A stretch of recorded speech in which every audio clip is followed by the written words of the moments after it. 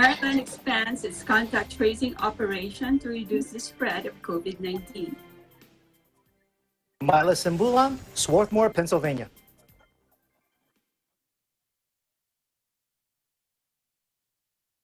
Pennsylvania prepares for severe summer weather amid COVID-19. Jennifer Polentan in Nyack, New York. Parts of upstate New York advance to phase 3 of reopening. Claudine Kadai in Kissimmee, Florida.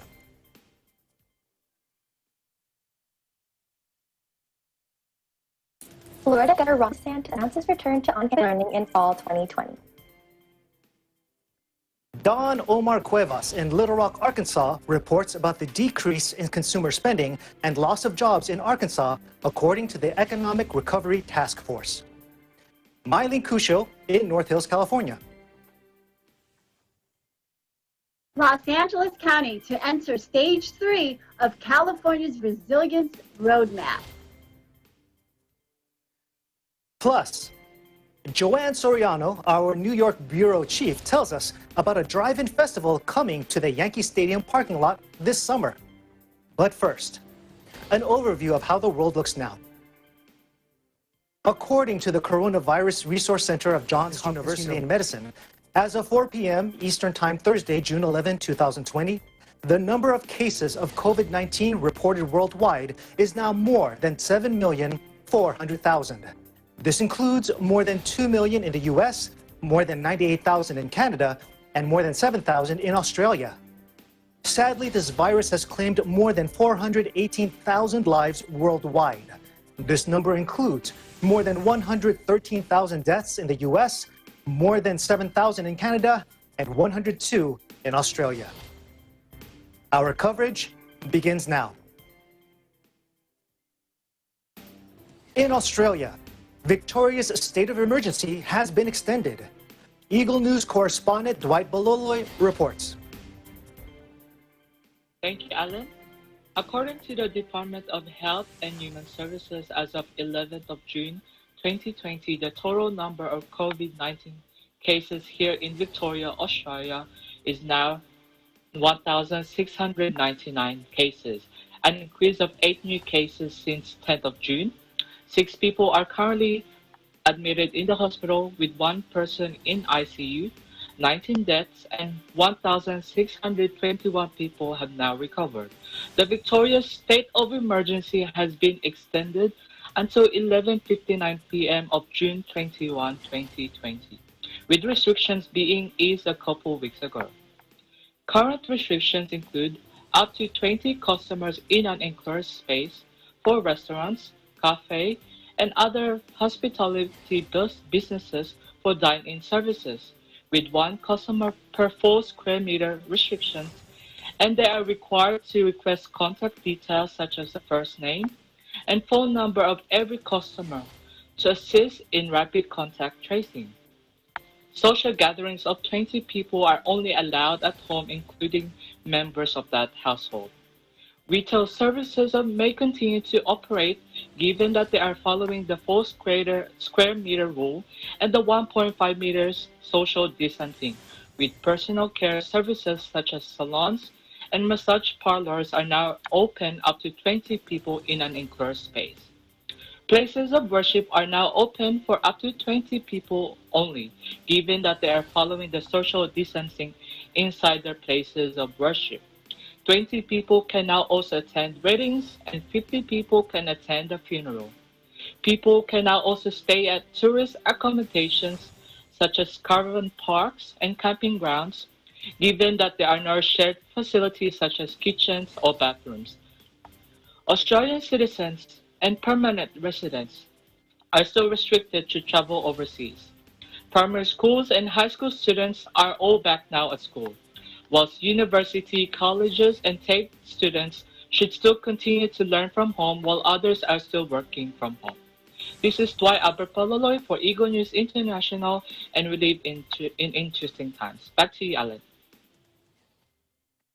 Thanks, Dwight. On June 6, there were thousands of people that attended the Black Lives Matter March in Melbourne, Any updates to that in regards to COVID-19 cases reported from said event?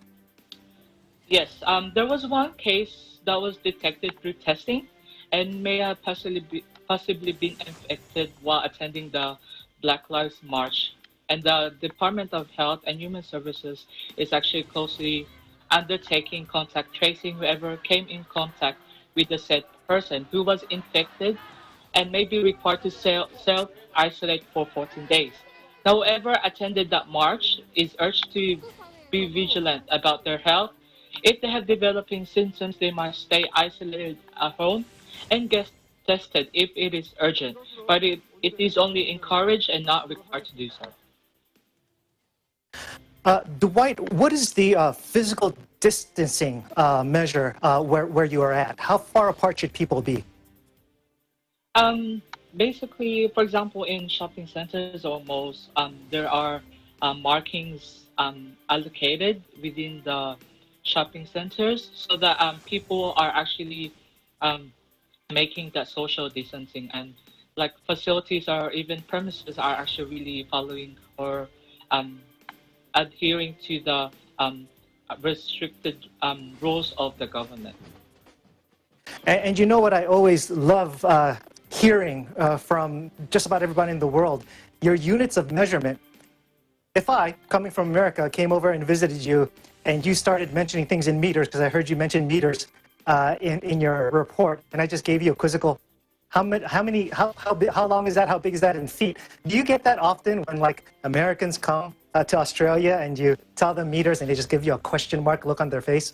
Yes, that's right. Even like the kilometers and the miles, like that's a big difference here as well. Is there anything we can do to make Australia change so that the unit of measurement will be like what it is here in America? I'm not sure about that. Okay. All right. You know, maybe the rest of us have to catch up with the rest of the world. Thank you so much, Dwight, for your report. Thank you. Protests against police brutality and racism staged in Sydney. Eagle News correspondent Samantha DeMillo has the details. This is Samantha DeMillo, and right now we are witnessing the protest, the peaceful protest for the Indigenous lives, the solidarity with the Black community in the US and around the world for the cessation of police brutality, systematic oppression, and racism. On the afternoon of June 6, 2020, an estimate of 40 to 50,000 Australians joined the Black Lives Matter protest march, contingent to stop all Black deaths in custody, rally and vigil, in Sydney's Town Hall, New South Wales. Although discouraged by the government because of the existing restrictions of no public gatherings of more than 10, it was an authorised assembly by the Court of Appeals. The event was held in solidarity to the Black Lives Matter movement in the US, which was further fueled now by what happened to George Floyd, who was killed during an arrest by the police in Minneapolis. To recall, on the 25th of May 2020, he died uttering the words, "I can't breathe," which marked the international human rights movement to once again fight for justice and campaign against violence and systemic racism. The tragic event reminded the world to avoid staying silent and rather use their voices in raising awareness that Black lives matter. Moreover, this event was held to show support to the Aboriginal community and to highlight and put an end to the Black deaths in custodies on our own Australian soils. This is the most amazing march I've ever been in for our country and for our people all over the world. It needs to be said and needs to be done. Finally, we need peace and harmony.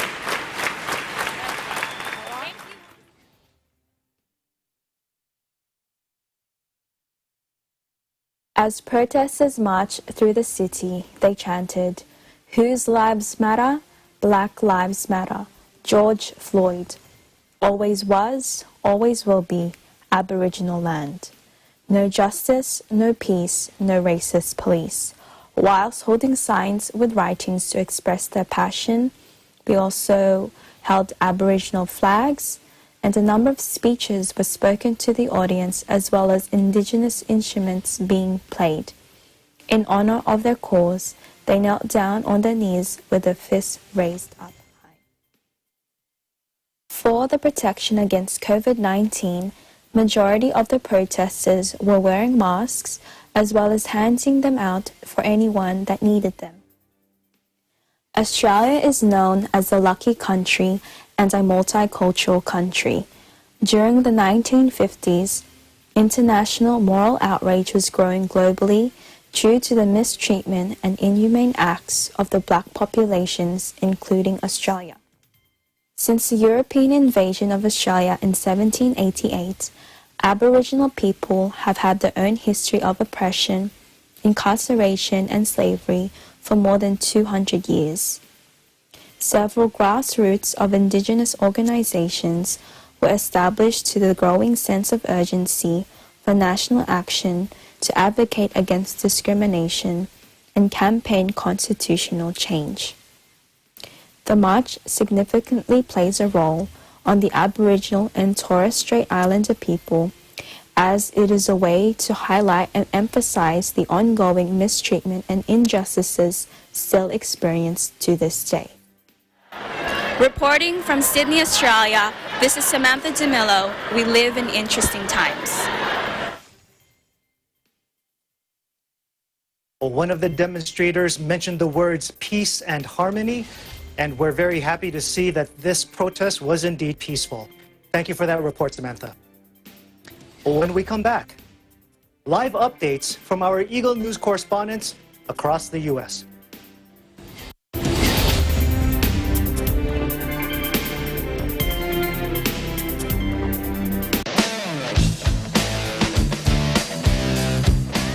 Patindi ng patindi at tuloy-tuloy ang pagpapakita ng galing ng ating mga TNG aspirants.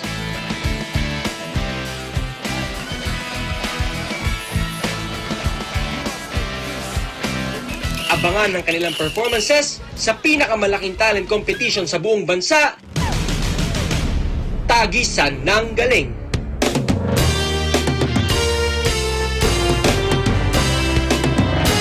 This program is presented by SMC Infrastructure, building a better world. Sandig sugar-free white coffee, puno ng white coffee taste without the sugar, kaya lower calories. Try mo na Sandig sugar-free white coffee. Sarap ng white coffee, now sugar-free.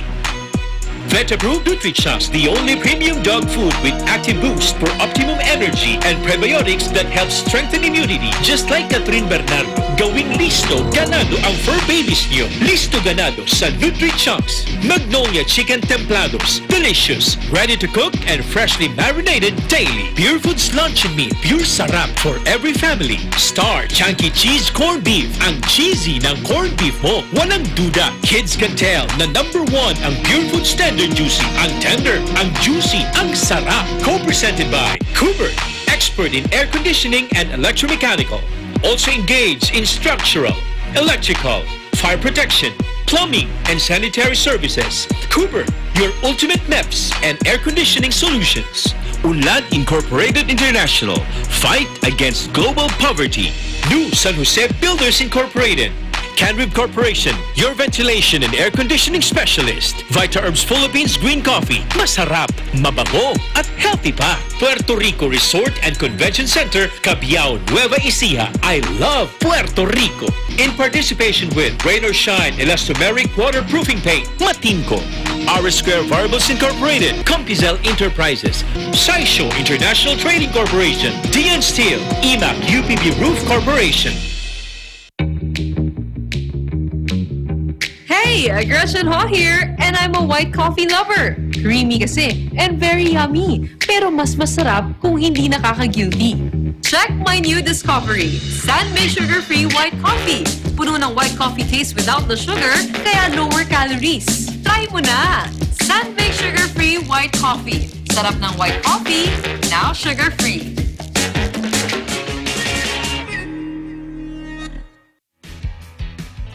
The successful development of TPLEX or Tarlac Pangasinan La Union Expressway in 2009 a 4-lane toll road that extends from Tarlac City to Rosario, La Union, with an additional approved extension of 56 kilometers all the way to San Juan, La Union. This is expected to reduce travel time to Baguio and other provinces in northern Luzon. Realizing the vision of creating a better world for Filipinos fueled the team's focus. Listo at ganado ang baby ko sa vet-approved Nutri-Chunks with active boost and prebiotics na pampalisto. Made with real meat, with essential nutrients to help them grow healthy and happy. Listo, ganado sa Nutri-Chunks. Ikaw lang ang star ng buhay ko. Para sa akin, perfect ka. Ibang klase ang sarap ng corned beef mo. Ang cheesy ng corned beef mo. Pag Star Chunky Cheese Corned Beef, sarap ng corned beef, inangat pa ng real cheese cubes. Kaya perfect ang sarap. Star Chunky Cheese Corned Beef. Malayo pa ang umaga, di matanaw ang pag-asa. Simula sa June 14, 2020, ipagpapatuloy natin ang pagdiriwang ng orihinal.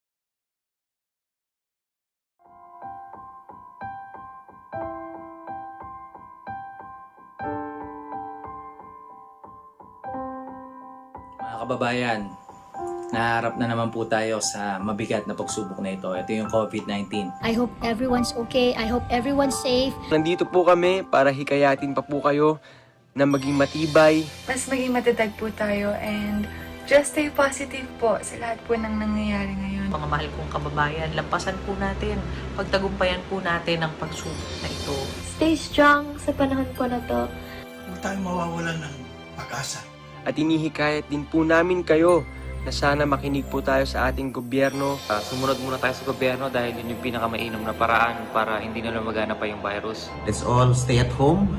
Spend time with our loved ones, with our families. At higit po sa lahat, make sure to pray. Pray for everyone. Pray for everything that is going on right now. Especially our frontliners po who are sacrificing their lives to take care of everything. Higit sa lahat, patuloy tayong lumapit, magtiwala at manalangin sa ating Panginoong Diyos. Lagi tayong manalangin dahil yun po ang may pinaka-mainam na solusyon sa lahat po ng mga problema natin. God bless you and your family. Please stay strong and keep our faith. Tuloy po ang laban.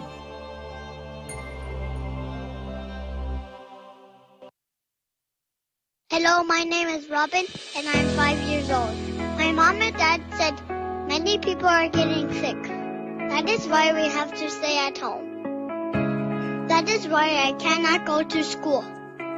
I cannot play outside, and I cannot even visit my friends. We can only go outside if we visit the doctor, or if we need to buy some food. And when we get home, we have to wash our hands.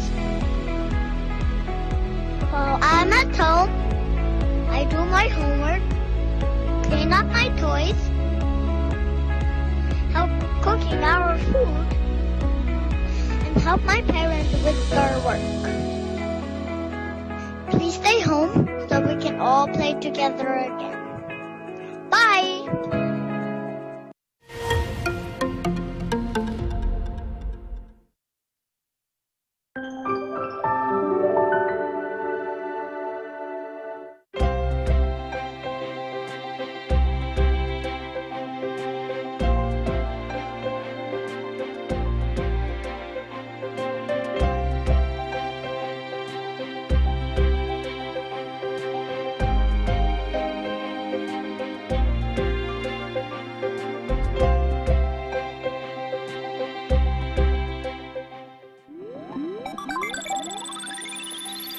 You're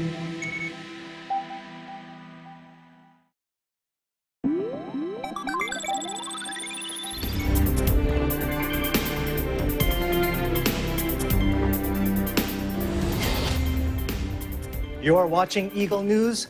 I'm Alan Basolyahe in Los Angeles. U.S. Congress pushes for police reform.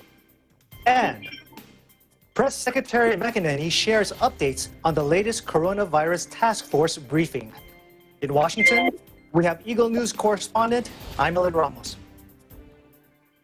Thank you, Alan. As protests continue around the country for the killing of George Floyd, the U.S. Congress attempts to pass comprehensive police reform. Last Monday, Speaker of the House Nancy Pelosi, joined by the Congressional Black Caucus Chair and other Senate Democrats, held a press conference as they unveiled the Democrats' Justice in Policing Act. According to the press release, this legislation would, quote, end police brutality, hold police accountable, improve transparency in policing, and create meaningful structural change that safeguards every American's right to safety and equal justice. The proposed legislation is gaining a lot of support from Democratic members in Congress.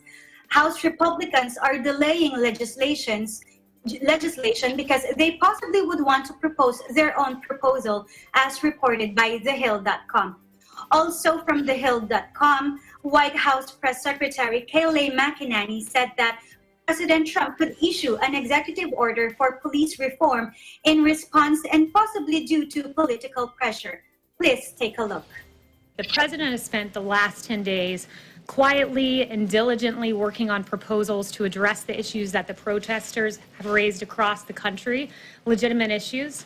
And that body of work, I'm told, is reaching its final edits, and we hope to produce it for you in the coming days. I can't promise you it's tomorrow, but in the coming days, we look to deliver that. Executive orders do not need the approval of Congress, so it would be interesting to see what the president would issue in this executive order. It's clear that police reform is a bipartisan issue. It's also clear that public sentiment appears to be in favor of police reform. If it will come by legislation or executive order, we'll just have to wait and see what our elected officials do. And for some brief updates on the fight against COVID-19, Press Secretary McEnany yesterday gave a press briefing and shared some news related to the latest Corona Task Force briefing that was held.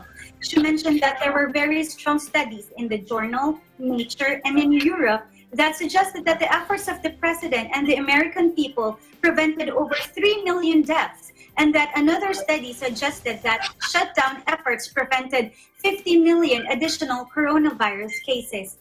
She also mentioned that the Department of Agriculture gave very good news in the briefing regarding America's meat packing facilities.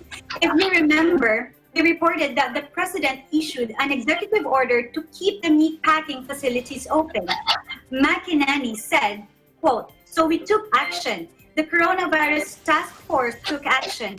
And now I'm pleased to report that this meat packing facilities are operating at 95% capacity compared to 2019. We have been operating at 98% capacity, pork at 95%, and poultry at 98%. This is indeed good news coming from the White House. Hopefully, more good news to come in the days ahead. In Washington, D.C., I'm Aimelin Bondok Ramos, Eagle News. We live in interesting times. Back to you, Alan. Aimelin, you've given us some updates coming from the White House. What about D.C. in particular? What's the latest on the COVID-19 fight there? Yes, Alan, in the latest situational update of Washington, D.C. Mayor Muriel Bowser, she is encouraging all who participated in the protest to self-quarantine for 14 days and get tested for coronavirus. The district has actually launched Need the Test, Get a Test campaign. This is a full COVID-19 walk-up testing in different sites in DC, which started yesterday, June 10. And also, as of yesterday, the number of additional positive cases was 63 with 3 deaths. Although the district is seeing a downward trend of cases, we should be prepared for a possible resurgence due to the protest. The proposed phase 2 reopening, Alan, is scheduled on June 19, and we're hopeful. Alan. And so we suppose that the reason why we don't know yet if there was a direct correlation between the protests and COVID-19 cases is because the protests are still very recent. It might still take a little bit of time, right, to see any kind of data. Yes, according to the website of the DC coronavirus, it's actually when you're exposed to a certain number of people, or you're feeling sick, you have to wait 3 to 5 days before you get tested. So it will be 90 to 100% sure that we will have a better result for the test. Alan. Very prudent advice. Thank you for the report. Stay safe out there, Imelin. You too, Alan. Thank you. Maryland expands its contact tracing operation to reduce the spread of COVID-19.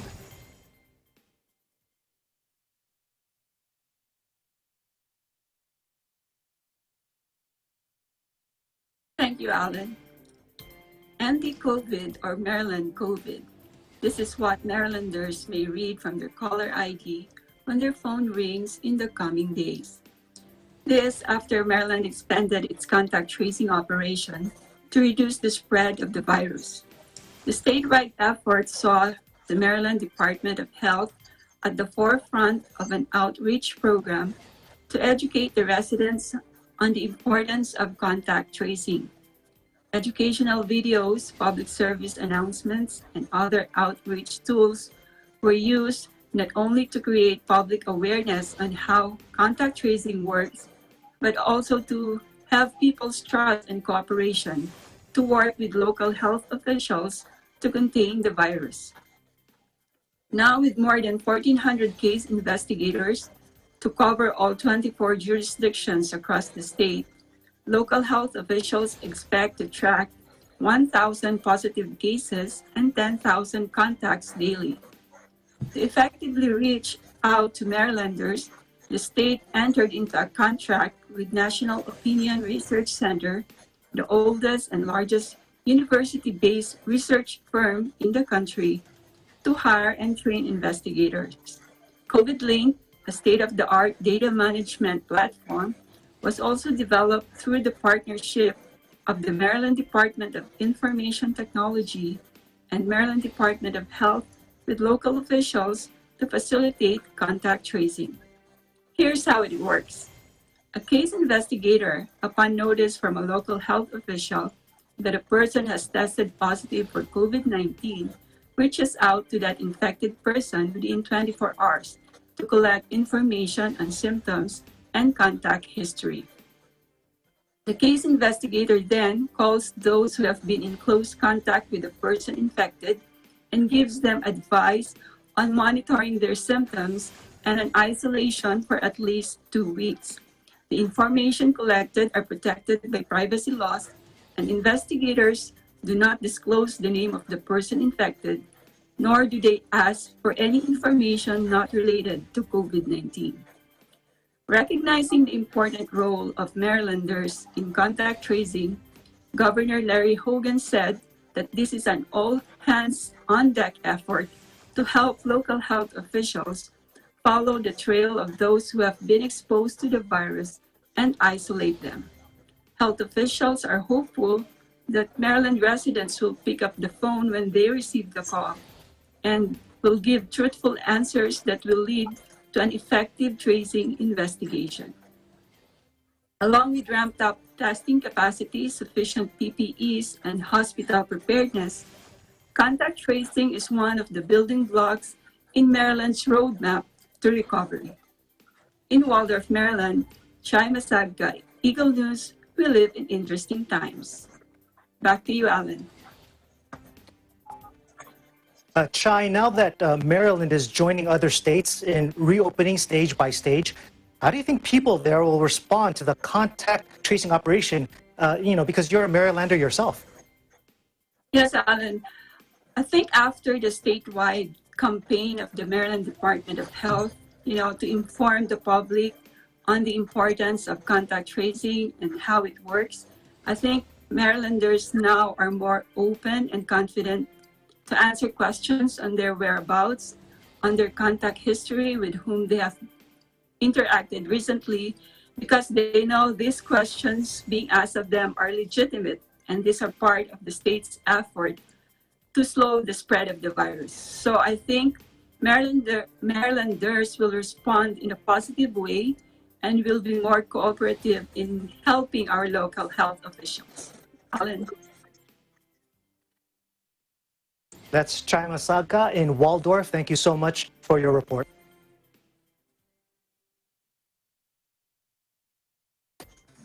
Pennsylvania prepares for severe summer weather amid COVID-19. In Swarthmore, Myla Sambulan has the story.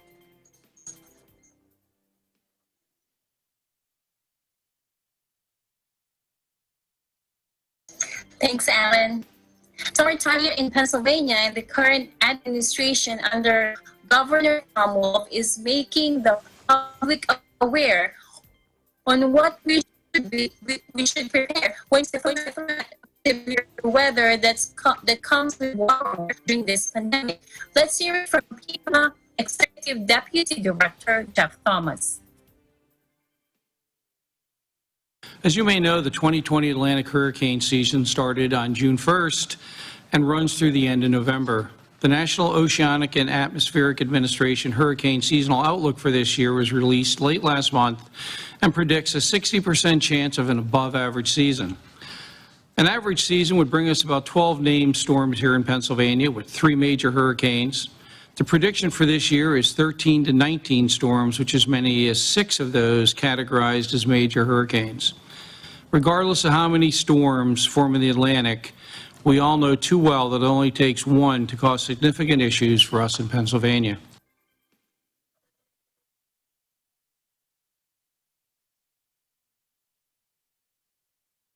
I'll also emphasize that we will change the way we plan for emergencies, but we need to prepare now and not in the middle of emergency.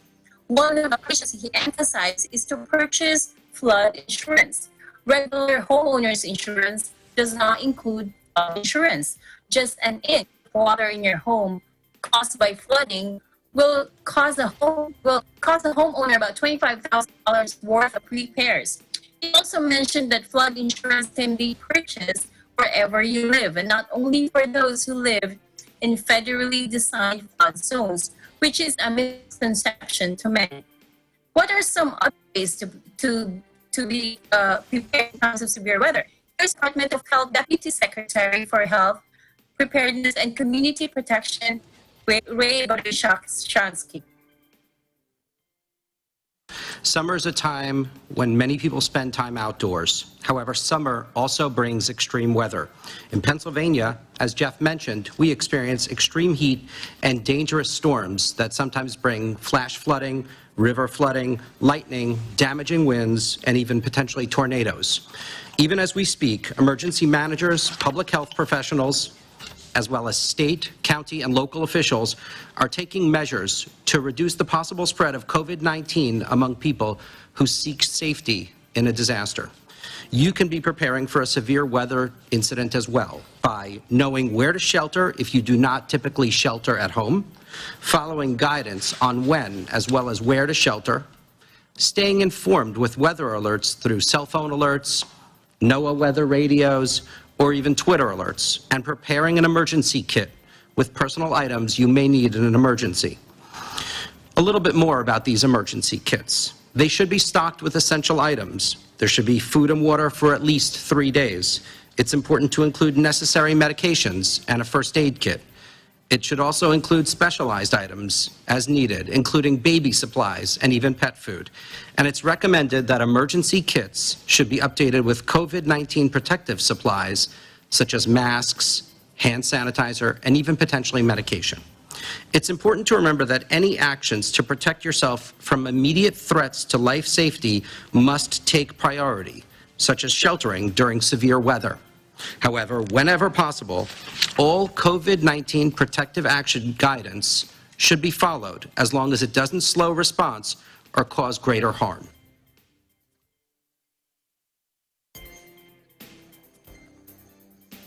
Those are the 3 important points I mentioned. You need to know where to shelter. Number 2 is you need to be staying informed and to prepare an emergency kit. In Baltimore, Pennsylvania, my Eagle News, we live in interesting times.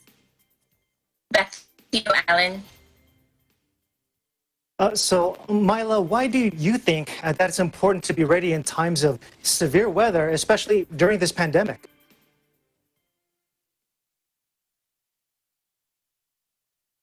Well, I think it's really important, not only during this pandemic, that we're always ready whenever a special natural disaster that comes to our area.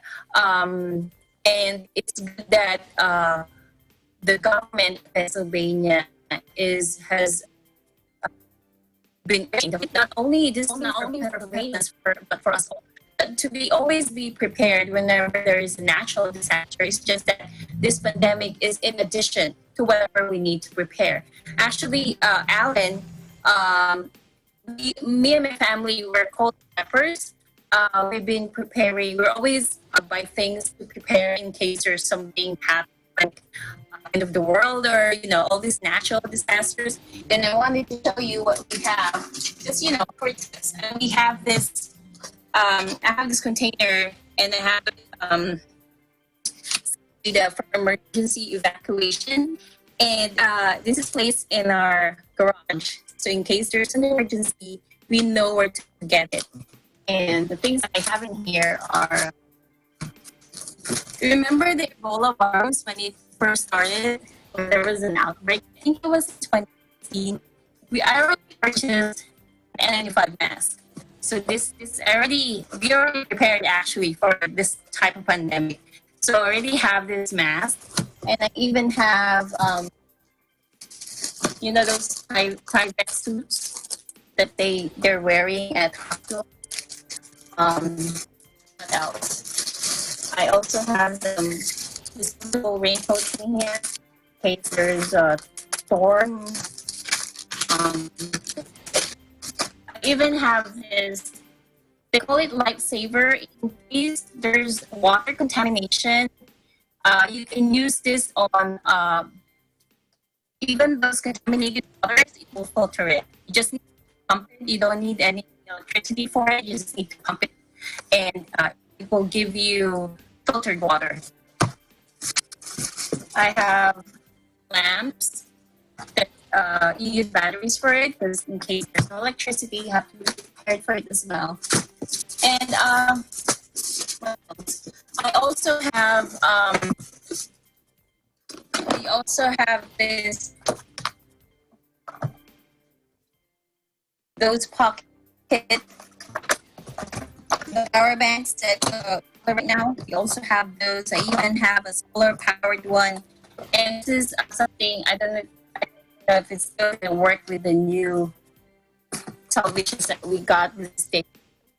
This is a battery-operated television with the antenna on it, and it has to be in case electricity, and we need to be informed. So these are the things that we're putting together in case of emergencies, and I encourage everyone to have something similar that doesn't have to be all of this. Just the basics will help a lot. Back to you, Alan. Mila, we like that you clearly labeled your container as emergency supplies. Quick question. Is there a special place in your garage that you have to put it for quick access? Because, some people might have a very cluttered garage. Maybe if they have emergency supplies, they might not be able to get to it quickly because they just can't find it. Do you have any advice on where to put it? In my garage, I have a shelf, and I like to label the container. It has to be a plastic container because you don't know if the disaster will be flooding or there will be tornado and things like that. You don't want this to get wet, so it has to be a plastic container, and you have to label it. And you can see it from any place in my garage. You'll see this container because it has this huge label on it. So that's one thing to do, that you need to label. You need to label your container for you to know where to grab it, and you place it on a location where you can easily grab it. But that's a good question, Evan. Yes, because can you imagine there's a flash flood that happens? You grab what you think are your emergency supplies, you open it, and it's party supplies or balloons or streamers or something like that. That would be kind of tragic. I know. Exactly, yeah. Okay. Exactly, yeah. And you should see my basement too. We also have all those canned foods. Did you know that there's some canned foods that can be stored for 30 years? That it lasts for 30 years. They even have all those type of canned foods. Because usually canned foods last for, I think the maximum that you buy at the grocery store is 5 years. But there are some canned foods that you can store that can last for 30 years. So we have those as well in our basement. Like I'll tell you, I prefer peppers. Yeah, normally I use the sniff test to see if food is still okay. And I think there's probably no person in this country who doesn't have a canned something that's been sitting in their shelf for years and they forgot about it, but probably could still eat it even years later. Yes, but you still have to be careful of those. Some canned foods can, although the expiration date is, let's say today or 2 years ago, some can only last for a couple of months after that. So you have to be careful with that as well. So I suppose we should also make sure we should also make sure then that our emergency supplies has a lot of toiletries also included. Thank you so much, Myla, for your report. Thank you. Parts of upstate New York advanced to phase 3 of reopening. In Nyack, we have Jennifer Polentan with the story. Hi, Alan. Hi. Continues its phased plan reopening, with several countries upstate now entering phase 3 of the reopening plan. Personal care services such as nail salons and massage parlors will now be allowed to reopen, as well as indoor seating for restaurants. With the summer months approaching, the state has also allowed localities to open up public spaces, such as playgrounds and swimming pools, at their own discretion. While more and more businesses are being allowed to restart, the state's guidelines still limit indoor capacity and other safety measures to minimize the possibility of a COVID resurgence. Speaking on the possibility of a second wave of positive COVID cases, Governor Cuomo urged businesses to maintain discipline and caution as they reopen. Also, a point of caution, I know businesses are anxious to open. Everybody's anxious to get the economy going. Please follow the guidelines and do what is permissible to do. People are very wary right now of businesses that are violating the opening rules. Restaurants, outdoor capacity, that doesn't mean anyone inside. So people call and we get complaints. The rules are clear, so this is very serious.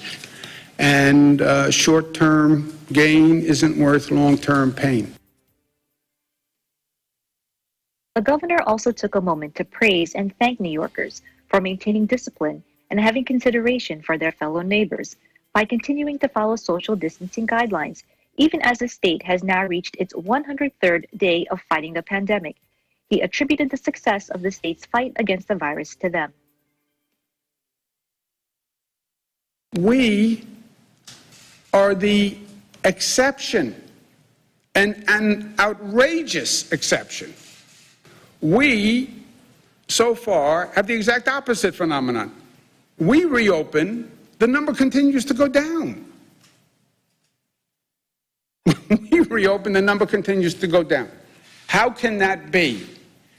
Because our reopening is different than their reopening. Our reopening is based on the numbers. Our reopening is phased. and because New Yorkers have been smart and they have been diligent. Governor Cuomo did mention briefly some concern regarding the effect of the recent protests that may have had on spreading the virus, but notes that concrete data will probably not be available for another few weeks until protesters and those that interact with them have been tested. Looking at the numbers to date, 2.7 million New Yorkers have been tested for COVID. Yesterday, 60,000 tests were done, and only 1% were positive. 36 lives were sadly lost yesterday, but it's important to note the context of that number as a miraculous improvement over the state's worst period of losing over 500 New Yorkers a day only a few months ago. In Nyack, New York, Jennifer Politan, Eagle News. We live in interesting times. Back to you, Alan. Jennifer, if memory serves, you and I spoke about you taking a personal me day once more establishments are open. How is that venture going for you? I am glad you remembered that. That's right. That was a few weeks ago. It's still on my to-do list, so I am eagerly awaiting phase 3. But in the meantime, I've gathered enough courage to allow my 13-year-old daughter to give my hair a trim. She says she's watched a couple of tutorials online and she's ready to do it. And she's actually been asking when she can. I have yet to make an appointment because I'm not that brave yet. But once I know that I can go to the hair salon and fix whatever she does, she can cut my hair. Okay. And then we also heard that massage parlors are going to be opening also. And, you know, a lot of people like massages. Is it time to also teach your children how to give mommy a massage as well? Well, they already know. And I'm actually teaching my husband too. Well, I'm sure glad that they're good sports about it. And you're actually in a very good place. You have the whole family working on you. Maybe you don't need to leave the house for a new day. I've trained them well, Alan. Okay. All right. Thank you so much for that report. Stay safe, Jennifer. Thank you, Alan. You too. Up next, more updates from our correspondents. We'll return shortly, so stay with us. This is Eagle News.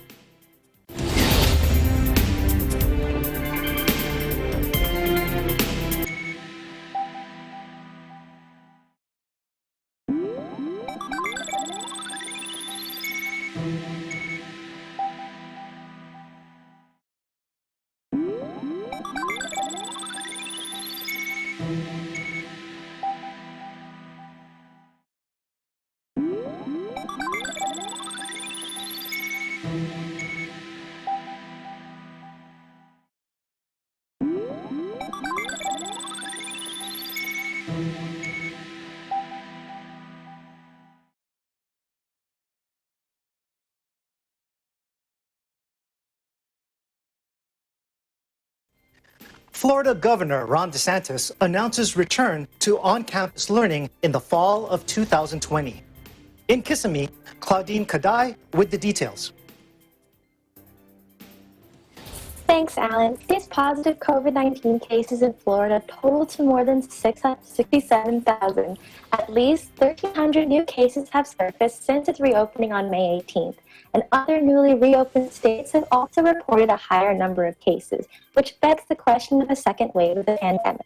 But amidst the reopening of states across the country, school years are coming to an end and summer has just begun. Florida has developed a plan for reopening, and Governor DeSantis made an important announcement concerning the return of students, teachers, and staff at a press conference Thursday. Quote, working with the superintendent to provide a roadmap to announce the return of our schools to on-campus instruction and bring long-term improvements to the instructional continuity, end quote.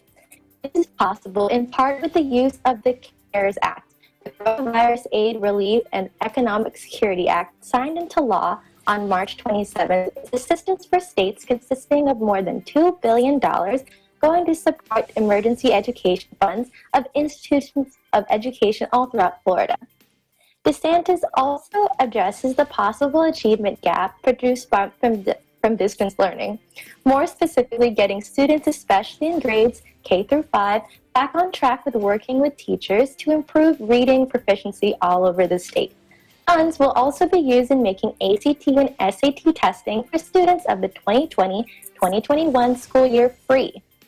In addition to distributing these funds throughout the state, Governor DeSantis is aware of these vast differences between areas of Florida, and especially between school districts. He also addresses this in his press conference, quote, "We believe these are locally driven decisions. We believe that what looks like may look different in Brevard than it does in Miami-Dade and it does in Baker County. And so we want to empower not just the superintendents, but all the local stakeholders to be able to craft a solution that makes the most sense for that area," end quote. With the return to schools in the fall, educators are already beginning their plans to keep students safe while adjusting to life in the new normal.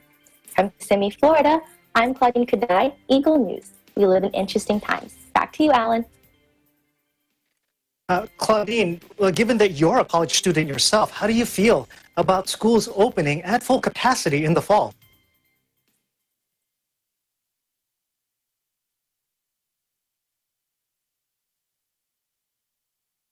I'm excited to get back to school this fall. As a student, I am concerned with how schools will find the resources to accommodate for the safety regulations advised by the Florida Health Department and the CDC, because classes range anywhere from 20 or 30 students to even 300, even 400 students in one room.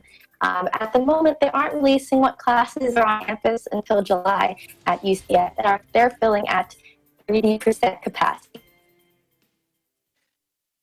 Now, let's talk about those empty parking lots that we saw in the footage over there. So if college parking lots right now are empty, that means no students, but then that must also mean no faculty and staff over there. Have you had any experience trying to get a hold of like anyone in admissions and records or counseling? Has that been much of a struggle? So with my own advisors, with my own teachers, it's been fairly the same when it comes to contacting them. Most of their work is at home now. So in a way, it's a little bit easier to contact them. I don't have to go straight to the school, straight to the admissions office. They answer pretty quickly because they know that I know that they know that they're not busy. So I'm able to reach them a little bit more easier. And then last question I want to ask you, Claudine.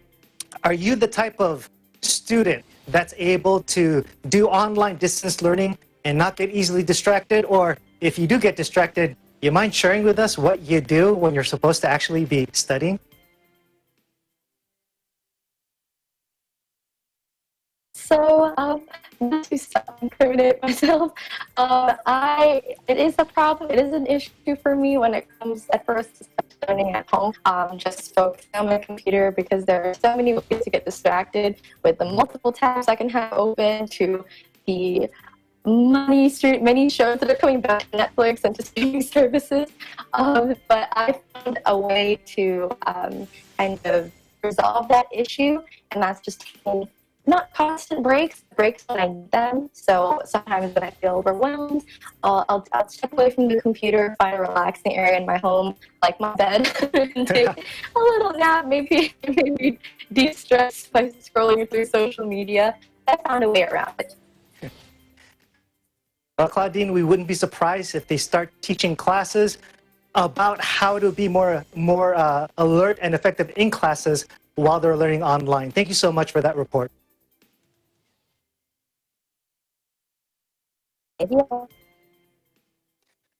According to the Economic Recovery Task Force, there has been a 13.4% decrease in consumer spending and a loss of jobs in areas such as the hotel industry in Arkansas.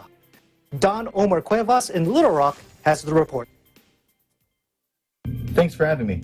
Arkansas's number of COVID-19 cases is now just over 10,000, with more than 6,200 recoveries and 161 deaths. Its impact has done some damage to the Arkansas economy, with a 13.4% decrease in consumer spending and a loss of jobs in areas such as the hotel industry, according to the Economic Recovery Task Force. Last month, our Governor Asa Hutchinson announced the reopening of businesses such as retail stores, restaurants, and public areas like state parks. Of course, the same precautions are being taken, such as wearing masks, staying clean, and keeping your distance from others. Governor Hutchinson stated in a recent weekly address, while the precautions and limits have been inconvenient, we knew they were necessary for everyone's health.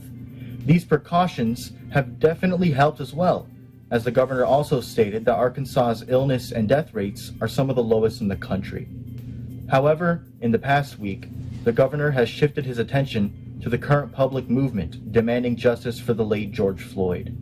On June 5th, the governor announced in another weekly address that he aims to protect the people's right to free expression. He stated that 95% of the protesters did so peacefully, and that the police officers there made sure that they were safe during their marches. However, as the hours went on, some of the people in the crowd began to become violent, throwing things at police, breaking public property, and setting fire to roads. It was then that the police had to respond. They did their best to deal with the lawbreakers and protect the peaceful protesters. Governor Hutchinson ended this weekly address with these 3 sentences. When protesters march in Arkansas to express their grief and anger, we must protect them and their right to peacefully speak their mind. When the protest turns into violence and vandalism, we must protect everyone else. That's what we did this week. In Little Rock, Arkansas, Don Omar Cuevas, Eagle News, we live in interesting times. Back to you in the studio. Always a pleasure hearing from you, Don Omar. Thank you for that report. Beginning Friday, June 12, Los Angeles County enters Stage 3 of California's Resilience Roadmap. In North Hills, Mylene Cuscio has the details. Thank you, Alan. Beginning Friday, June 12, Los Angeles County enters Stage 3 of California's Resilience Roadmap. Businesses and workplaces considered at high risk will be allowed to reopen after months of being shut down due to the coronavirus pandemic. Those included in this reopening are gyms and fitness facilities, professional sports but without live audiences, day camps, museums, galleries, zoos, and aquariums, campgrounds, RV parks, music, film, and television production, hotels, lodging and short-term rentals for tourism and individual travel. All of these sectors will reopen under strict requirements to implement major infection control procedures. Specific infection control measures will apply to different workplaces, but a couple of the rules that workers and customers can expect will be the physical distancing and face covering requirements. How these will play out at, say, for instance, a basketball game or a visit to the gym remains to be seen. But whatever the case may be, Angelenos need to realize that things will not be the same as they were before the pandemic. Gyms are a good example of how day-to-day operations will change.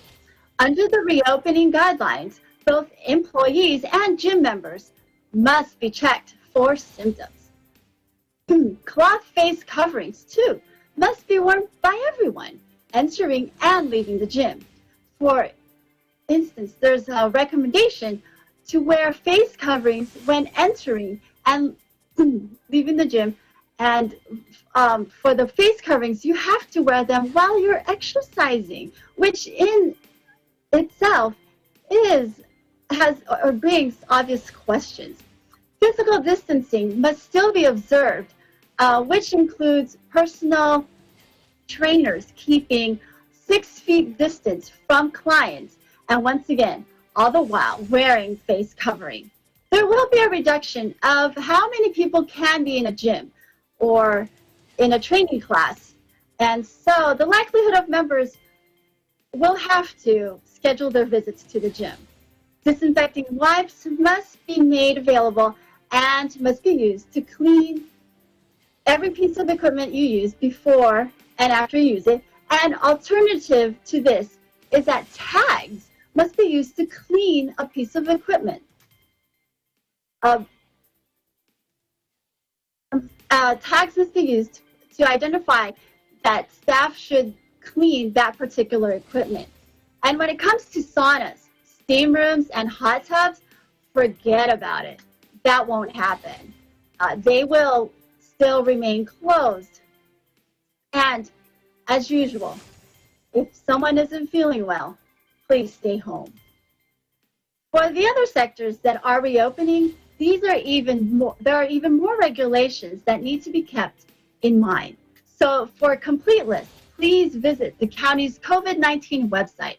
A quick note, agencies like the Department of Public Health will be closely monitoring infection rates and other data to see what effect this reopening will have.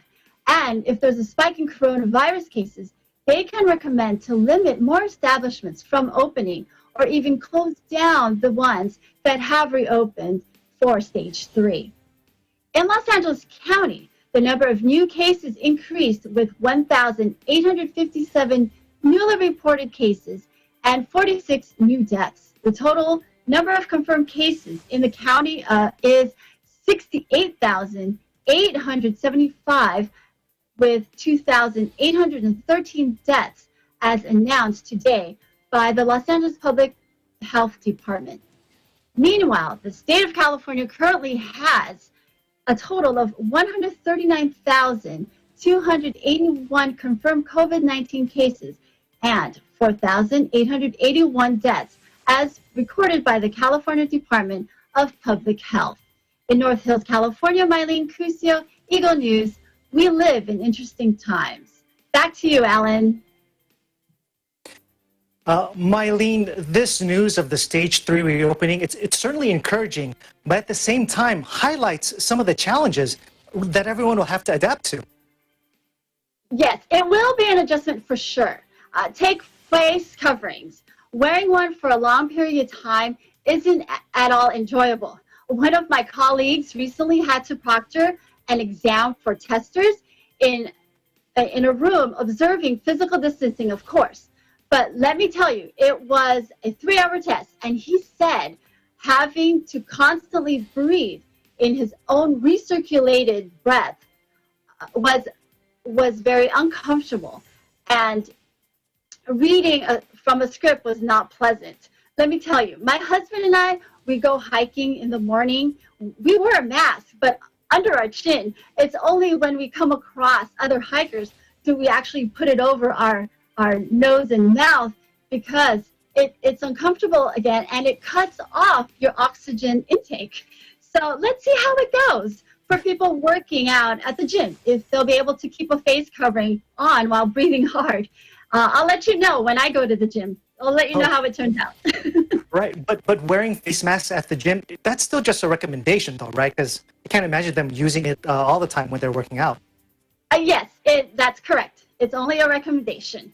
Alan, according to the county's COVID website, wearing a mask or face covering while working out is still only a recommendation for now. Well, you know, that's too bad that it's a recommendation instead of a regulation, because if it was a regulation that you had to wear a face covering, I'd be back at the gym myself, you know, doing when you pull yourself up in a bar. I don't know what that's called. Oh, yes. That's called a pull-up, Alan. Pull-up. Exactly. Yeah, you're speaking my language from one gym rat to another. So thanks a lot, Mylene, for reminding me of how to work out. Oh, you're welcome. Anytime. Thank you, Alan. Thank you. When we come back, Drive-In Festival comes to Yankee Stadium parking lot this summer. We will return shortly. Stay with us. This is Eagle News.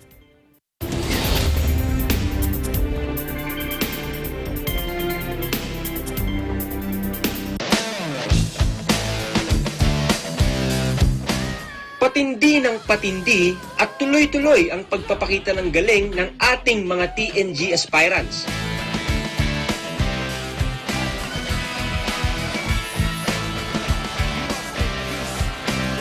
Abangan ng kanilang performances sa pinakamalaking talent competition sa buong bansa, Tagisan ng Galing.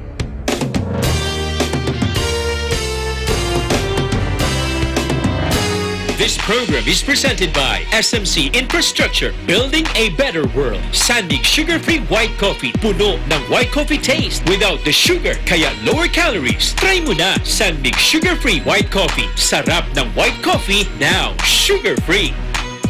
Vet-approved Nutrichos, the only premium dog food with active boost for optimum energy and prebiotics that help strengthen immunity. Just like Catherine Bernardo, gawing listo ganado ang fur babies niyo. Listo ganado sa Nutrichos. Magnolia Chicken Templados, delicious, ready to cook and freshly marinated daily. Pure Foods Luncheon Meat, pure sarap for every family. Star Chunky Cheese Corned Beef, ang cheesy ng corned beef mo. Walang duda, kids can tell na #1 ang Pure Foods Tender Juicy. Ang tender, ang juicy, ang sarap. Co-presented by Cooper, expert in air conditioning and electromechanical. Also engaged in structural, electrical, fire protection, plumbing, and sanitary services. Cooper, your ultimate MEPS and air conditioning solutions. Unlad Incorporated International, fight against global poverty. New San Jose Builders Incorporated. Canrib Corporation, your ventilation and air conditioning specialist. Vita Herbs Philippines Green Coffee, masarap, mabango, at healthy pa. Puerto Rico Resort and Convention Center, Cabiao, Nueva Ecija. I love Puerto Rico. In participation with Rain or Shine Elastomeric Waterproofing Paint, Matinco. R Square Variables Incorporated, Compizel Enterprises, Saisho International Trading Corporation, DN Steel, IMAC UPB Roof Corporation. Hey, Gretchen Ho here, and I'm a white coffee lover. Creamy kasi, and very yummy. Pero mas masarap kung hindi nakaka-guilty. Check my new discovery, San-Made Sugar-Free White Coffee. Puno ng white coffee taste without the sugar, kaya lower calories. Try mo na! San-Made Sugar-Free White Coffee. Sarap ng white coffee, now sugar-free.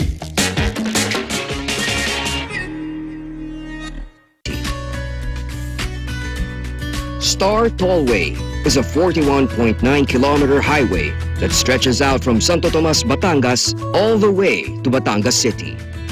An important component of the company's portfolio, the NAIA Expressway project is a 5.4-kilometer elevated expressway that connects the Skyway system to NAIA Airport terminals and the entertainment city. SMC Infrastructure's ventures also include other projects aside from the toll road business. Listo at ganado ang baby ko sa vet-approved Nutrichunks with active boost and prebiotics na pampalisto. Made with real meat, with essential nutrients to help them grow healthy and happy. Listo, ganado sa Nutrichunks. Bakit natin ipinagluluto ang mga mahal natin? We want them to feel special. Some meaty luncheon meat that we serve. If your pure intentions had a taste, it would taste like Pure Foods. Pure sarap, Pure Foods luncheon meat.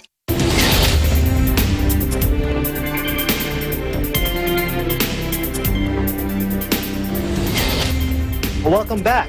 You're watching Eagle News. I'm Alan Basoyahe in Los Angeles. As states reopen, more and more people are getting a taste of nostalgia through drive-in movie experiences. The first ever drive-in movie theater opened on June 6, 1933 in Camden, New Jersey. With concerts and festivals still put on hold due to limitations on public gatherings, there has been a resurgence in popularity for drive-ins as a way to meet with friends while following coronavirus safety guidelines. Joanne Soriano has the story. Let's take a look.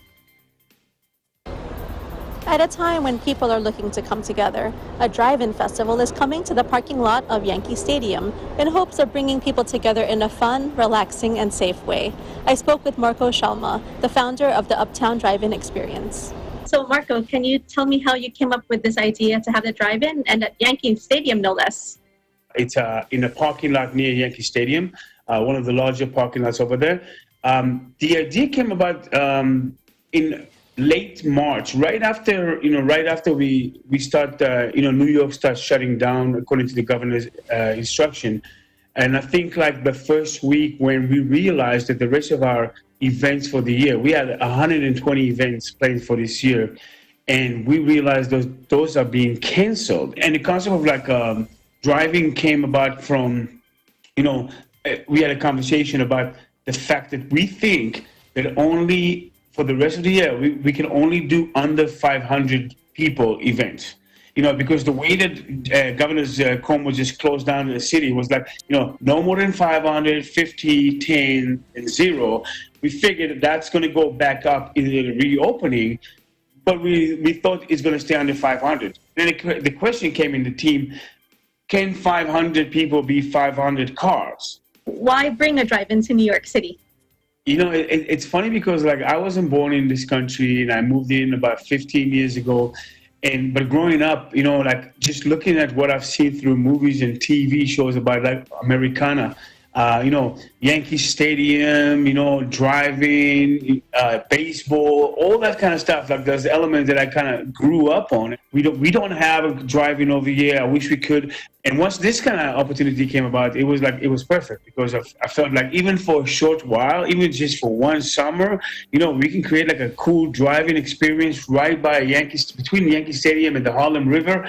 We are so excited to start. We can't wait. We want to see people's reaction. We keep getting such positive feedback from everybody. But 2.5 weeks after the launch, almost 39,000 people signed up for the wait list. 39,000 people. That is awesome. How can people get tickets and how much will it cost? Tickets at the moment, you can only sign for the waiting list. The ticket price will range right now. I think we're working to make it affordable. The idea is to not exceed the $25 per person for the full experience, which includes the food, the beverage, entertainment. So you come in, you have some food, you listen to some music or see a show, you have a little bit of a game interaction, and then you watch the film or the films or whatnot, and then you had 3 hours of really good time. The idea was, how do we make it more community-based, community-involved? And we started talking about the idea of, okay, what do we need? So we do a lot of events in the food space. So we have a lot of vendors in a Rolodex, so we can find way for them to start working again because those street vendors were not working since last December at least. Given all the current events going on between coronavirus and now the protesting and what's going on within even that community, is this something that people need right now? I think the whole idea, stemmed from the understanding that, we will need to connect with each other. We will need to have a moment of positivity. We will need to be reminded that culture and art and food and getting together is something that is basically human. At the end of the day, we are fighting to bring some sort of sense of normalcy to New Yorkers. I think it's important as New Yorkers, as people. Thank you, Marco. I'll be there with my popcorn. Reporting from New York, this is Joanne Soriano, Eagle News. We live in interesting times. Thank you, Joanne. Now I know where my wife should take me for our anniversary when we celebrate it in... Well, anyway, let's continue to thank our frontline and essential workers with a round of applause. We appreciate you. And how about another round of applause for our 2020 graduates? Jared Vitug, Laika Santos, Nicholas Ladau, Aaron Joseph Abrigo. Let's clap, everyone. We are so very proud of you. That is today's Eagle News International America. Thank you for joining us. I'm Alan Basolyahe. We live in interesting times.